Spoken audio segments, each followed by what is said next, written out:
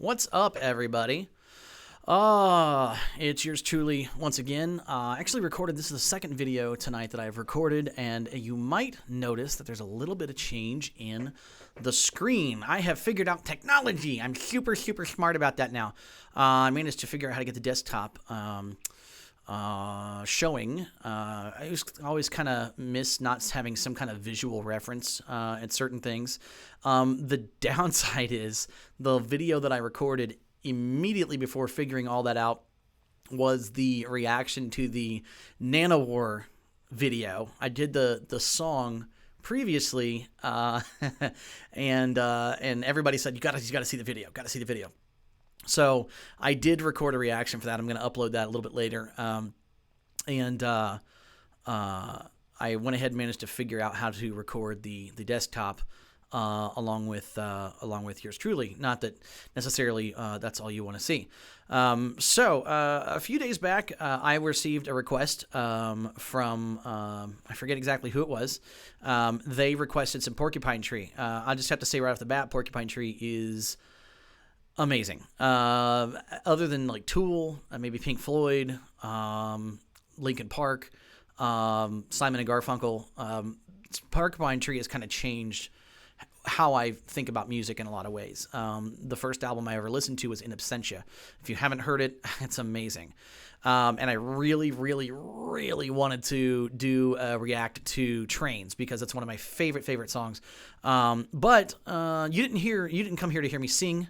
And if I play that song, I would just sing my ass off to it. So I'm going to do another song that I really love. Called A Smart Kid. This is off the Stupid Dream album, and I really love this song. We'll talk about why. We'll see if you guys can figure it out as we go. But this is Porcupine Tree, A Smart Kid from the Stupid Dream album. It's got the lyrics on the screen, so hopefully you can see that too.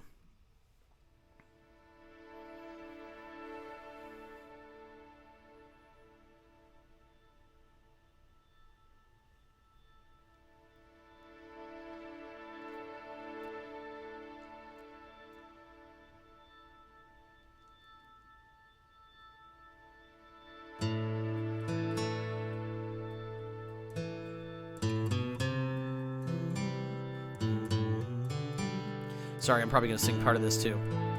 Can't help it.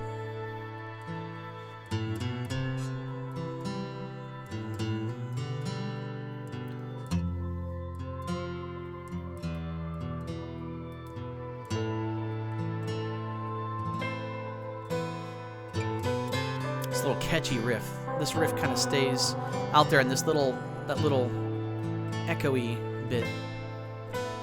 I love that riff.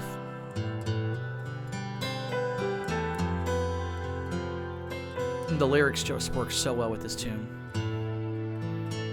Stranded here on planet Earth,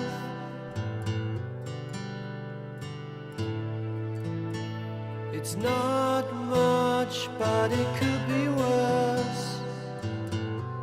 Everything's free here, there's no crowds. Winter lasted 5 long years. There's that little echoey bit again. No sun will come again, I fear. Chemical harvest was so... Nice. Okay, now before we jump into the chorus, let's talk about this. One of the main reasons that I love this track is because it is an absolute masterclass at painting a picture. The thing is, I relate this. This always reminds me of WALL-E. If you recall at the beginning, WALL-E is on a stranded planet Earth. There's no one there. There's everyone's abandoned the planet. They're all gone, and it's literally just him. It's such a lonely thing. And the way the music is set up here, the way that the riffs are designed. Each of the instruments is kind of in their own little lane, which means there's not a lot of it's not a lot of cross collaboration between the instruments, they're all kind of on their own little path, meaning that they're kind of alone. And I think it's very, very good, especially that riff ba, ba, ba, ba, ba, ba, ba, that comes in there, and then that boom boom with the echoey kind of chorus. I don't know if it's like a chorus delay kind of combo there or not, but that really just gives us very lonely, very empty kind of feeling. And obviously, if you guys are watching along and you're able to see the lyrics here, it says, stranded here on planet Earth, it's not much, but it could be worse. Winter lasted 5 long years. Chemical harvest was sown. They don't think the sun's going to come out. So basically, it looks like human beings have essentially eradicated themselves or killed the planet. And you're looking at some sort of nuclear winter or something along those lines, and this is the last person remaining. Incredibly lonely. So we're going to back it up and go into the chorus here, and continue on. Harvest was sown.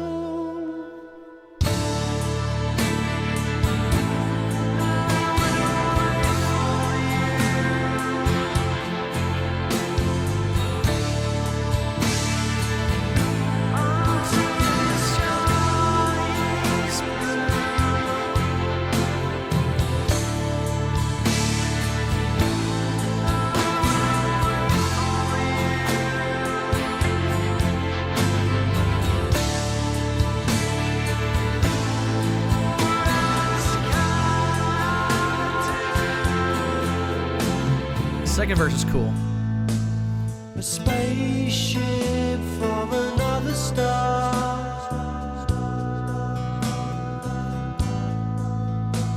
They ask me where all the people are. What can I tell them?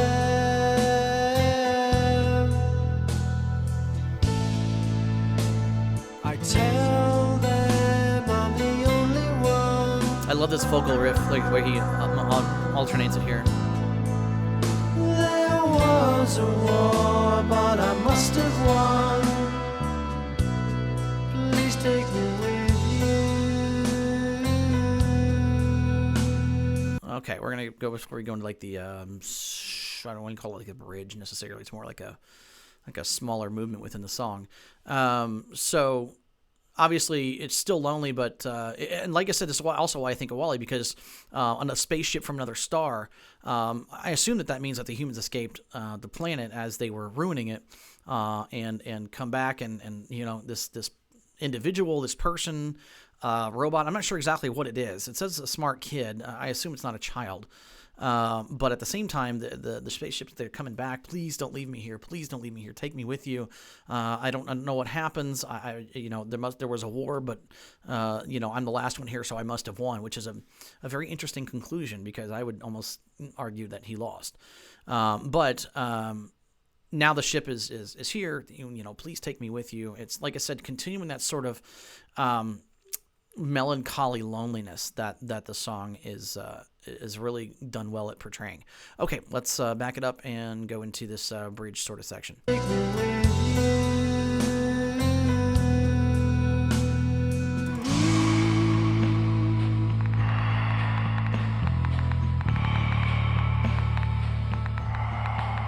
I'm pretty sure that that clicking in the background is supposed to be like a what's it called, a Geiger counter for radioactive particles.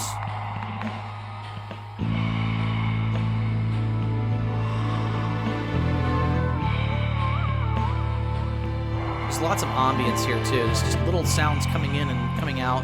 The breathing's kind of constant in the back. Okay, here we go back into the chorus, I think.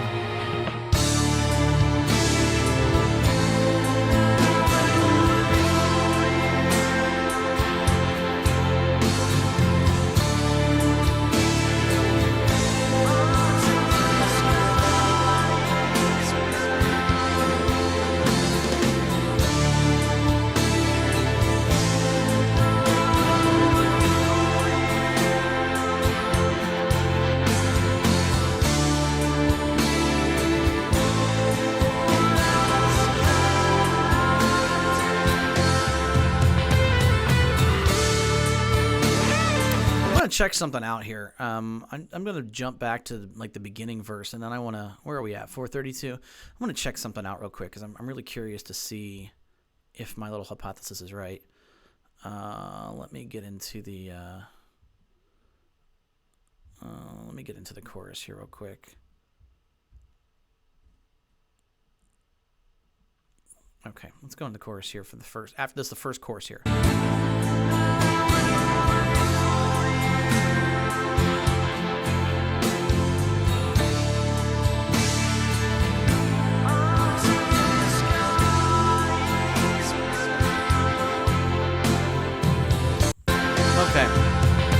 So the reason I want to listen, I was listening to the effects that was put on the vocals there. If you notice the effects, and I apologize if you hear the running upstairs, that's my 5-year-old. The effects on the vocals, very, very, very like heavy chorus and some delay in there, and it's really buried in the mix.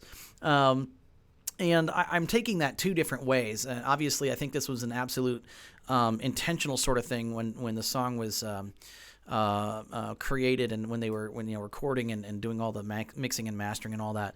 I think they deliberately buried those vocals and put those effects on that. First of all, just FYI, I forget what his name is, Steven, I think, the lead singer of Porcupine Tree. You'll hear that he uses a lot of vocal effects. There's like this almost like mute effect. He talks like this a lot, sings through kind of sort of a filter very often in a lot of the things that they do. Very fond of that effect. But in this particular situation, it's much more pronounced to the point where the vocals are almost part of the ambiance that's created in the song itself. I think that was intentional. I think it's designed to not only enhance that feeling of loneliness, like speaking into an empty room and just hearing your voice echoing off the walls because you're the only one there, but I almost kind of see it as a way of like shouting out into the universe, like I'm here, please, I don't want to be here by myself. Just given the nature of the lyrics and the overall vibe of the song, I think that's intentional. If anybody actually knows the backstory behind like the mixing and the mastering, please let me know. I'd love to hear that. I am just guessing on this. Like I said, I am an amateur. So we're going to go into the final, I think this is the outro at this point. I don't believe there's any more lyrics between now and the end of the song. So we're going to go into the solo and the outro here. And here we go.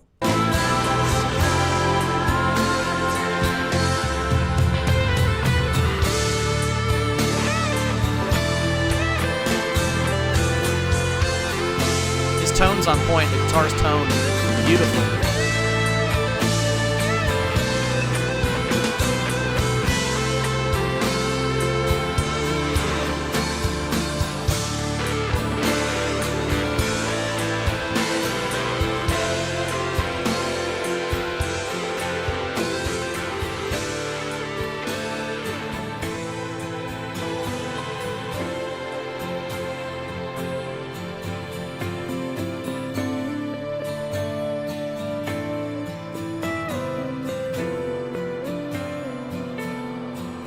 I forget what that style of guitar playing is called.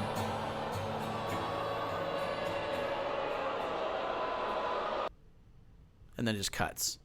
Well, that was a very interesting ending. I've thought about it before. Pink Floyd, at least in the live versions, a lot of times of "Shine On You Crazy Diamond," David Gilmour, as he's doing his doing the song, the outro, the instruments will start to drop one by one.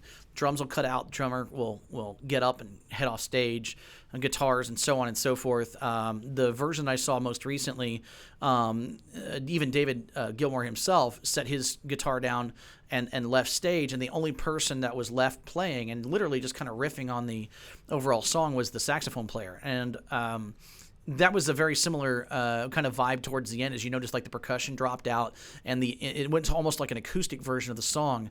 Once again, I think that symbolizes being left alone, because there were fewer and fewer instruments as it narrowed down to just that last kind of sound out, which I couldn't tell if it was voices or whispers or in the background or just like a general white noise kind of thing.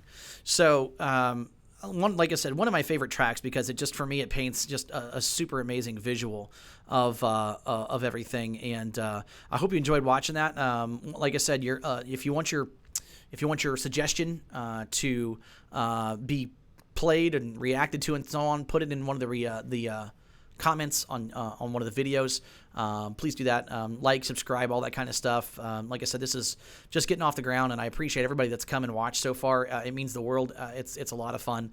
And like I said, I've got that nanowar reaction coming up here probably within the next 12 hours or so. I'm going to upload this one right now. Everyone have a great rest of your night. We will see you later.